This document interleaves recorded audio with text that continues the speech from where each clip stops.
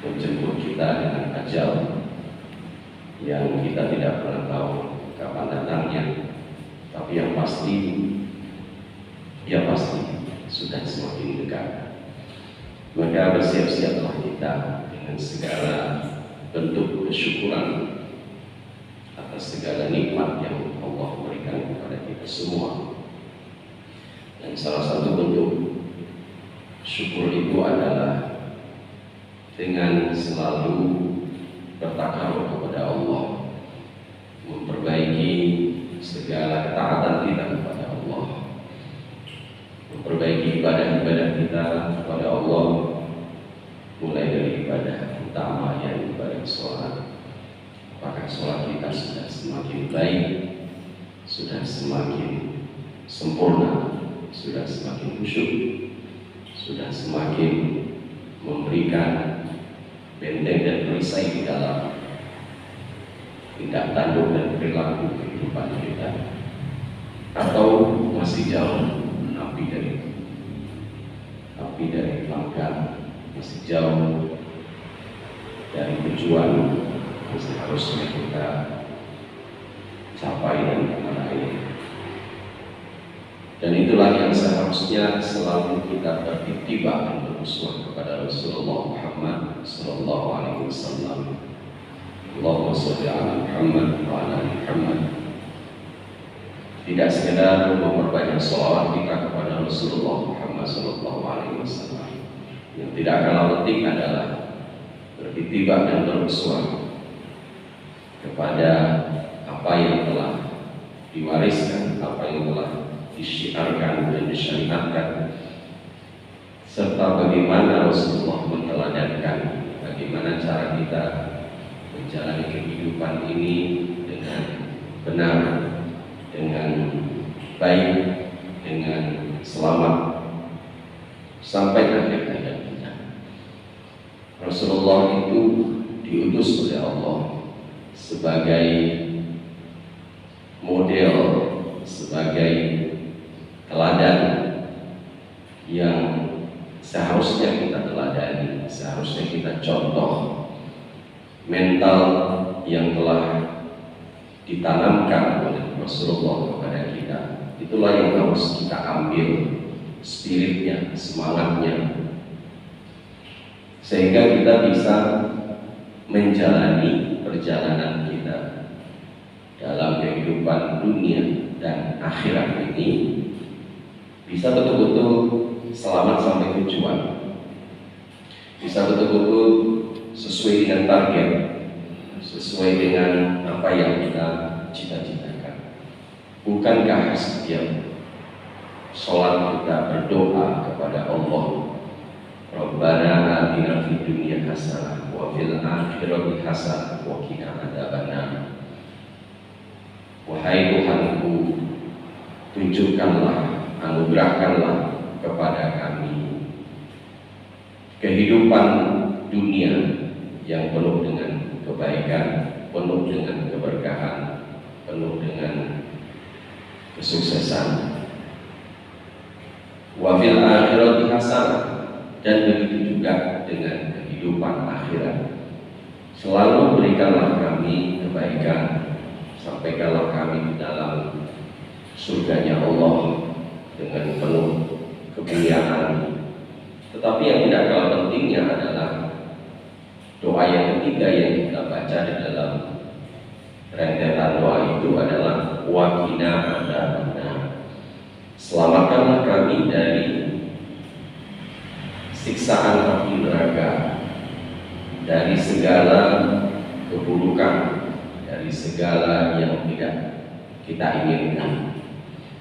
Dan ingatlah, api neraka, azab neraka itu bisa menjadi simbol yang bisa kita jadikan sebagai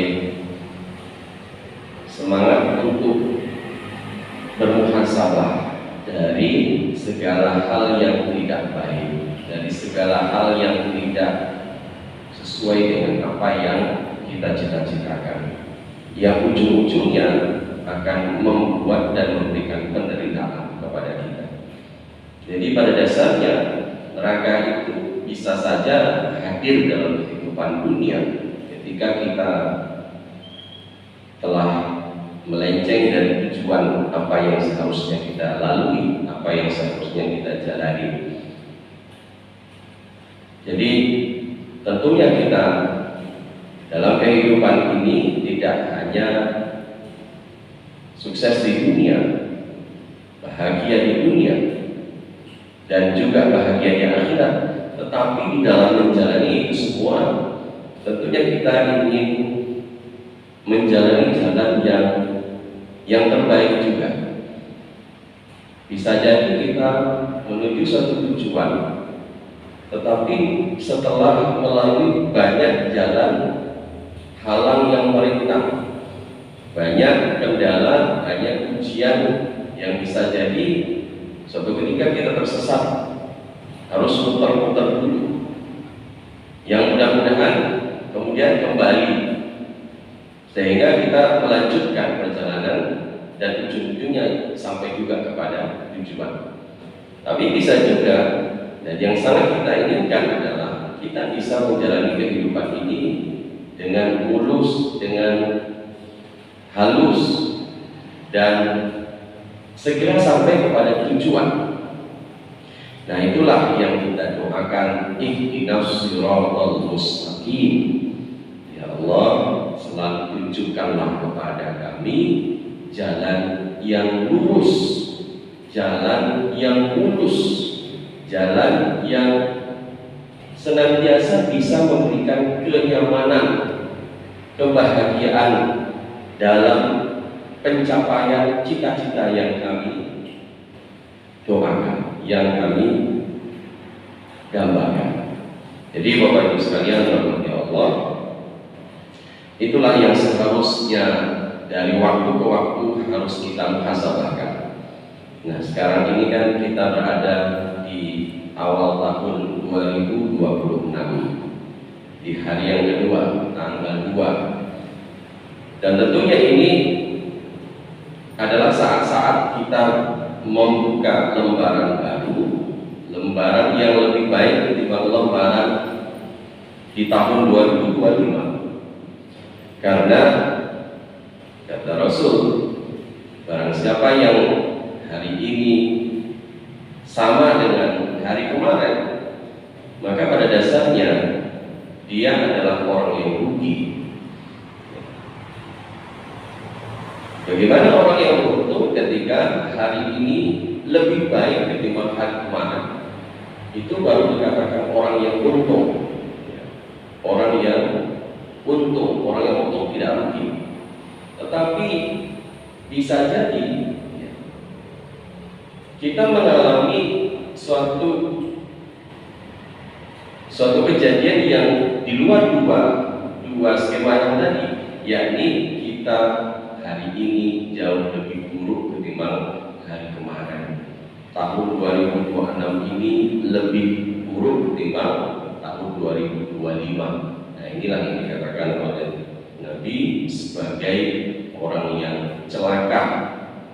Orang yang celaka itu adalah orang yang jauh di bawah standar. Itu sudah sesuatu yang sangat mengkhawatirkan.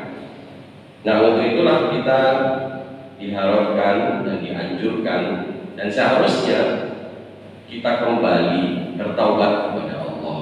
Mantap, barang siapa yang bertaubat kepada Allah, nah dialah yang kemudian akan kembali kepada jalan yang membuat dia selamat sampai kepada tujuan.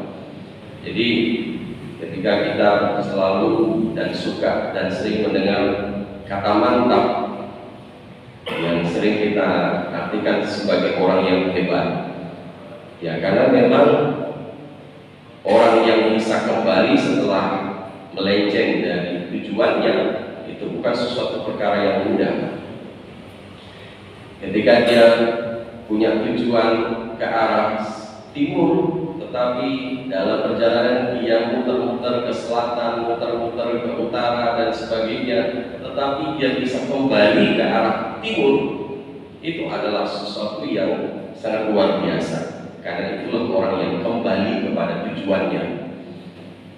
Karena tidak bisa kita pungkiri hadirin sidang jemaah rahimahullah, hidup ini bahkan kita sendiri, kita adalah makhluk yang ditakdirkan oleh Allah yang banyak lupa dan salah. Mudah sekali berbuat salah dan khilaf.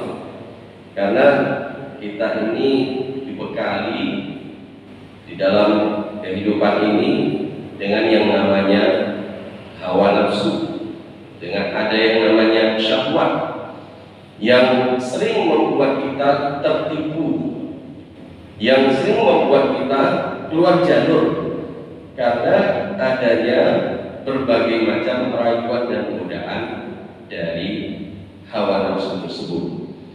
Tadinya ingin lurus, tetapi karena melihat kayaknya ada keramaian di sebelah kanan, kemudian mampir dulu.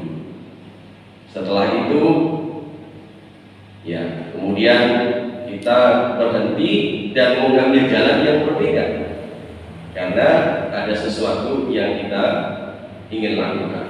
Nah, hal itu adalah contoh, ya, betapa ketika kita melakukan suatu perjalanan dilencengkan oleh berbagai macam godaan dan rayuan. Nah, seperti itulah hakikatnya ketika kita menjalani kehidupan di dunia ini. Maka dari itu hadirin sidang jemaah rahimahullah, kita selalu dianjurkan dan seharusnya bertaubat dalam setiap saat.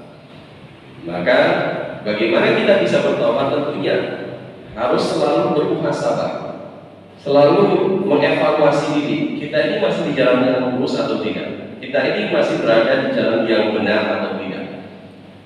Nah, disinilah kita pentingnya ya, untuk mendekatkan diri kepada Allah. Disinilah kita pentingnya untuk selalu suka mendengarkan nasihat daripada orang lain.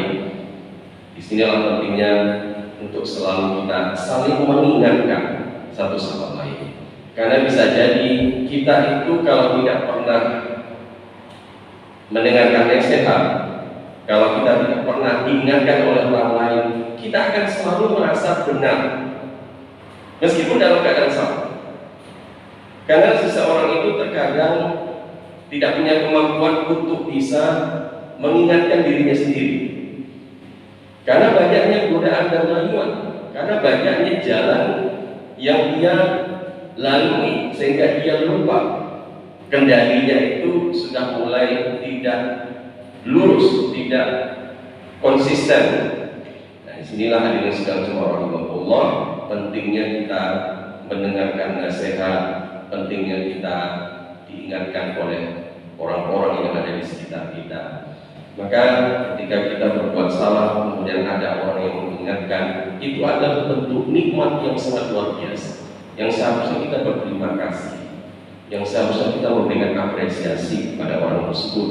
Bukannya justru dibenci, bukannya justru kita hindari, ya. Karena pada dasarnya orang yang mengingatkan itu adalah orang-orang yang dapat membuat kita kembali bertaubat, kembali ingat dan bertaubat kepada Allah Subhanahu wa Ta'ala. Maka suatu pepatah mengatakan, ya, ketika ada sesuatu ilmu, suatu nasihat, ambillah ia meskipun dari orang yang dalam pandanganmu tidak pantas. Maka unzur ma qala wa la tanzur man qala. Ambillah sesuatu itu kalau bermanfaat dari siapapun, meskipun dalam pandanganmu derajatnya lebih rendah, ya. Jadi kadang-kadang kita itu gengsinya lebih tinggi ketimbang atensinya, ya. Kita itu sering menolak suatu kebenaran dikarenakan kita menganggap derajat kita lebih tinggi. Nah, inilah sesuatu yang sering membuat kita terkendala kesulitan untuk diingatkan dan bertobat kepada Allah Subhanahu wa Ta'ala. Setelah kita bertobat, hadirin sidang jemaah rahimahullah, nah tentunya kita harus berbuat. Setelah kita berada kembali di jalan yang benar, maka kita harus memulai kembali bagaimana cara menjalani proses dalam rangka mencapai tujuan yang ingin kita capai itu bisa lebih baik dari waktu ke waktu. Nah, terkait dengan hal ini, hadirin sidang jemaah rahimakumullah, dalam melakukan suatu langkah yang membuat kita lebih cepat kepada tujuan, supaya kita bisa lebih berhasil dalam mencapai target apa yang kita inginkan, Rasulullah SAW dalam sebuah sabdanya mengingatkan kepada kita, ya ayyuhan nas, alaikum minal a'mal ma tutiquna fa innallaha la yamillu hatta tamillu. Wahai sekalian manusia, lakukanlah oleh kalian amalan sesuai dengan kemampuan kalian. Ya, amalan sesuai dengan kemampuan kalian. Fa innallaha la yamillu hatta tamillu. Karena sesungguhnya Allah tidak akan pernah bosan sampai kalian merasa bosan. Ya, jadi Allah itu akan selalu menunggu, ya, akan selalu merindukan kita untuk kembali kepadanya, apapun caranya, seperti apapun kondisinya. Jadi meskipun kita suka berbuat salah, tapi Allah itu akan selalu menunggu kita untuk kembali kepadanya. Jadi taubat itu akan selalu ditunggu oleh Allah. Tidak ada kata terlambat dalam bertaubat. Meskipun hanya dalam waktu sehari sebelum dia meninggal, dia bertobat, itu jauh lebih baik daripada tidak bertobat. Ya, inilah yang bisa kita amanai, bahwa Allah itu akan selalu menerima, ya, setiap usaha seseorang yang ingin kembali kepadanya. Tidak akan pernah bosan sampai kita bosan sendiri, sampai kita membatasi sendiri. Ya sudahlah, aku menyerah. Makanya di dalam kehidupan ini kita tidak boleh yang namanya putus asa. Putus asa untuk berbuat kebaikan, putus asa untuk melakukan segala kebaikan, ya. Sampai kita putus asa sendiri. Maka rahmat Allah itu tidak akan pernah terbatas sampai kita sendiri yang membatasinya. Ini sedang orang. Maka kita dianjurkan di dalam berdoa itu jangan hanya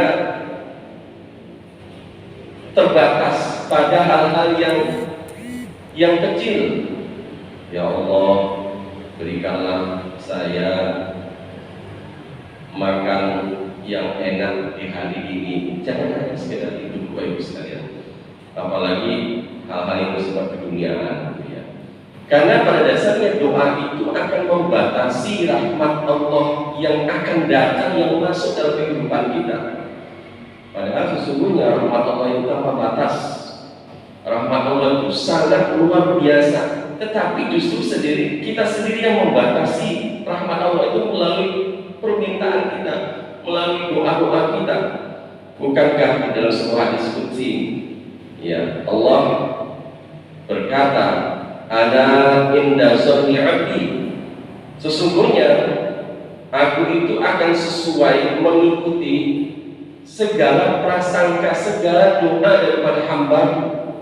Nah, disinilah kemudian kenapa kita tidak boleh sedikit pun bernegatif thinking, berprasangka buruk, karena prasangka itulah yang akan membatasi kita dari rahmat Allah.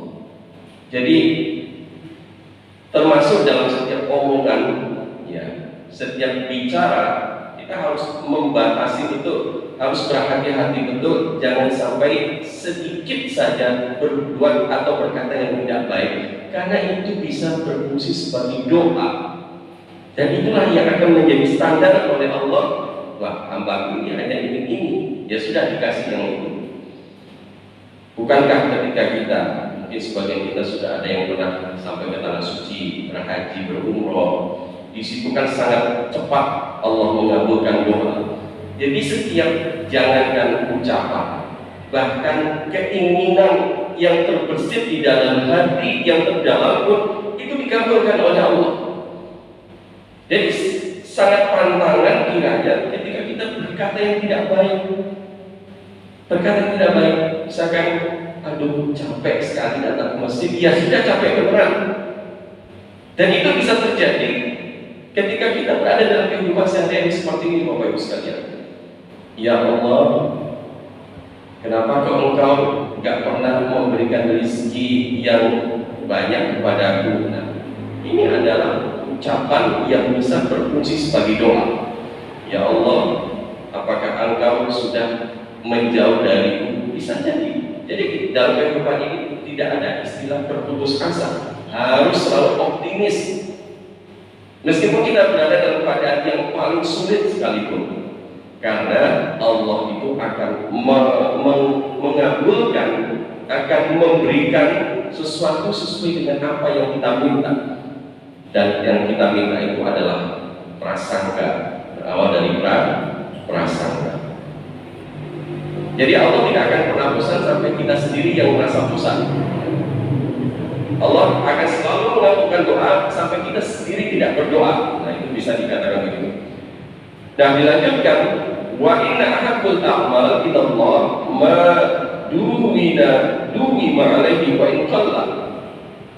Ketahuilah bahwa amalan yang paling dicintai oleh Allah adalah amalan yang istiqomah, yang ajak kontinu walaupun itu sedikit. Jadi Bapak Ibu sekalian dirahmati Allah, sebenarnya ya Allah tidak membutuhkan hal yang sempurna yang kita lakukan. Lakukanlah apa yang bisa kita lakukan, yang mudah kita lakukan, tetapi istiqomah.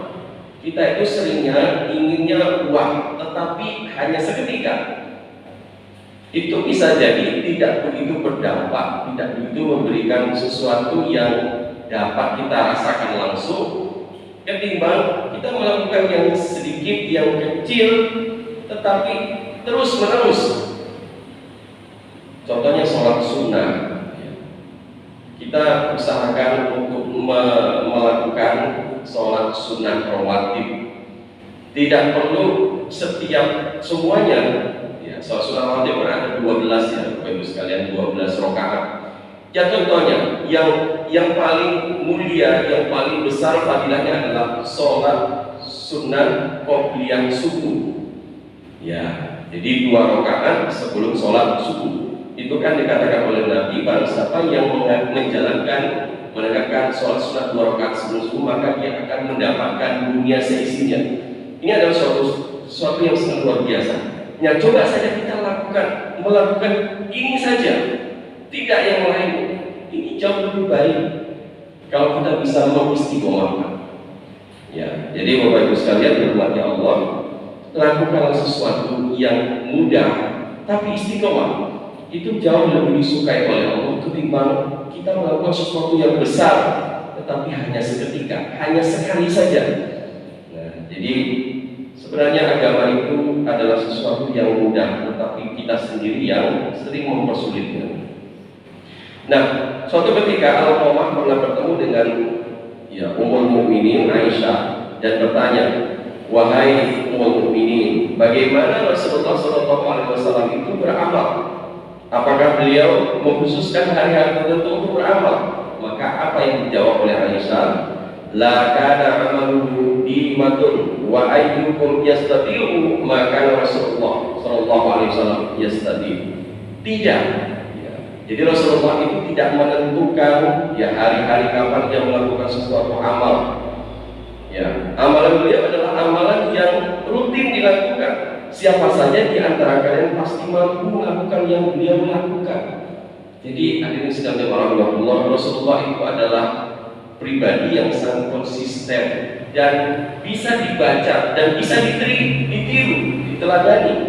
Ya. Jadi pada dasarnya kita itu bisa melakukan hal-hal yang sederhana, yang penting istiqomah, yang penting rutin. Nah, terkait dengan ini, hadirin sedang rahimahullah, ada lanjutan hadis yang dalam konteks yang berbeda, tetapi masih terkait dengan bagaimana cara kita mengistiqomahkan amal-amal yang sederhana ini. Dari Abu Hurairah radhiyallahu anhu, dia berkata, "Awsani khalili sallallahu alaihi wasallam bi salasin." Ya. Rasulullah sahabatku yang paling aku cintai, semoga Allah memberkahi dan memberinya kedamaian, telah memerintahkanku untuk melakukan 3 hal. Nah, 3 hal ini hal-hal yang sederhana Bapak Ibu sekalian. Apa itu? Siyamu salasati ayyamin min kulli syahr. Yang pertama adalah berpuasa 3 hari setiap bulan. Berpuasa 3 hari setiap bulan. Nah, yang diminta oleh Rasulullah kepada Abu Hurairah, berpuasa 3 hari setiap bulan. Nah, apa yang dimaksud dengan berpuasa 3 hari setiap bulan? Ada yang mengatakan puasa Ayyamul Bid, yakni puasa 3 hari setiap bulan, tanggal 13, 14, 15. Seperti sekarang ini, betul ya Bapak Ibu? Sekarang kita berada di tanggal 13 Rajab, gitu ya. Nah, jadi kalau kita ingin mengambil puasa Ayyamul Bid bulan ini, hari ini pertamanya. Tetapi hadirin sedang dimurahkan Allah, ada juga hadis yang lain yang mengatakan ternyata Rasulullah tidak mematok harus sama dengan Ayyamul Bid 3 hari itu. Dalam sebuah sabdanya, Anda Abu Hurairah qala sami'tu Rasulullah sallallahu alaihi wasallam shaumu salasati ayyam min kulli syahrin shaumu dahr. Bahwasanya Abu Hurairah berkata, aku mendengar Rasulullah sallallahu alaihi wasallam berpuasa 3 hari setiap bulan seperti puasa setahun penuh. Nah, ini ganjarannya. Ganjaran bahwa orang berpuasa setiap bulan itu 3 hari itu sama dengan puasa setiap setahun penuh. Nah, ada hadis yang lain yang mengatakan bahwasanya Rasulullah, bahwa ada seorang sahabat yang bernama Mu'azzah al-Adawiyah bertanya kepada Aisyah, apakah setiap bulan Rasulullah SAW selalu berpuasa 3 hari? Ia menjawab, benar. Kemudian aku bertanya lagi kepadanya, pada tanggal berapa beliau berpuasa? Ia menjawab, beliau tidak selalu mempersoalkan padanya apa saja beliau berpuasa. Nah, inilah yang menunjukkan kepada kita ternyata puasa 3 hari itu tidak harus selalu pada Ayyamul Bid. Bisa jadi dalam sebulan itu hanya kita bisa melakukan 3 hari berpuasa meskipun tidak Ayyamul Bid. Bisa kita samakan dengan puasa Senin Kamis. Karena bisa jadi orang yang berpuasa Senin Kamis itu tidak mesti komplit, gitu ya. Kadang Senin puasa, Kamisnya tidak. Yang penting dalam sebulan itu dia bisa mampu melaksanakan puasa 3 hari dalam sebulan. Itu yang pertama, kata Nabi kepada Abu Hurairah. Yang kedua, wa raka'atain ad-duha, lakukanlah 2 rakaat salat duha. Ini kan juga tidak sulit Bapak Ibu sekalian. Hanya 2 rakaat minimal. Ini adalah salat duha minimal. Karena sholat duha itu ganjarannya sangat luar biasa. Nah, di sini yang diperintahkan oleh Rasulullah kepada Abu Hurairah, khusus yang minimalnya saja, tidak perlu baca banyak, 2 rakaat saja. Yang penting istiqomah. Karena pada dasarnya sholat duha itu fungsinya adalah sebagai sedekah. Dalam hadis Rasulullah SAW dikatakan bahwa setiap sendi-sendimu itu berhak untuk mendapatkan sedekah dalam sehari, dalam sehari dia berhak untuk mendapatkan sedekah, dan sedekah itu bisa dilakukan melalui sholat duha. Nah, jadi Bapak Ibu sekalian dirahmati Allah, mari bisa kita lakukan amalan yang sederhana ini. Tidak bisa banyak-banyak 2 rakaat, tapi istiqomah. Yang penting istiqomah. Nah, ini akan memberikan sesuatu yang sangat berdampak besar dalam kehidupan kita. Dan yang ketiga, Bapak Ibu sekalian, yang diperintahkan oleh Rasulullah kepada Abu Hurairah, wa an autir qabla an anam. Hendaklah engkau wahai Abu Hurairah untuk menunaikan sholat witir itu sebelum tidur. Nah, ini juga mudah Bapak Ibu sekalian. Sholat witir itu kan minimal 1 rakaat Bapak Ibu. Tingkatan orang yang melakukan sholat witir itu ada 3. Yang pertama di waktu 2/3 malam, yang kedua di waktu dia sebelum tidur, dan yang ketiga di waktu setelah sholat isya. Nah, itu pertengahan, pertengahan. Jadi Yang paling rendah itu adalah setelah Isya langsung sholat witir. Yang kedua sebelum tidur sholat witir. Dan yang ketiga di waktunya ketika 2/3 malam. Nah, ini juga ada sesuatu yang perkara yang tidak sulit Bapak-Ibu sekalian. Maka lakukanlah perkara-perkara yang mudah, yang sederhana, yang bisa kita lakukan. Yang penting adalah konsisten. Nah, inilah mudah-mudahan ya, kalau kita bisa merutinkan amal-amal yang sederhana ini, maka insya Allah kehidupan kita di hari, di waktu, di tahun 2026 ini insya Allah akan jauh lebih baik ketimbang kita melakukan hal-hal sebelum di tahun ini, insya Allah Subhanahu wa Ta'ala. Baiklah Bapak Ibu sekalian, mudah-mudahan ini bisa menjadi resolusi bagi kita karena kita berawal di awal tahun dan bisa menjadi tekad. Mudah-mudahan Allah memudahkan setiap tekad kita untuk kembali kepadanya, kembali jalan lurus, sehingga kita akan memberikan sesuatu yang lebih baik dan orang-orang yang melakukan itu pasti akan menjadi orang yang beruntung. Barakallahu li wa lakum fil Qur'anil azim. Wassalamualaikum warahmatullahi wabarakatuh.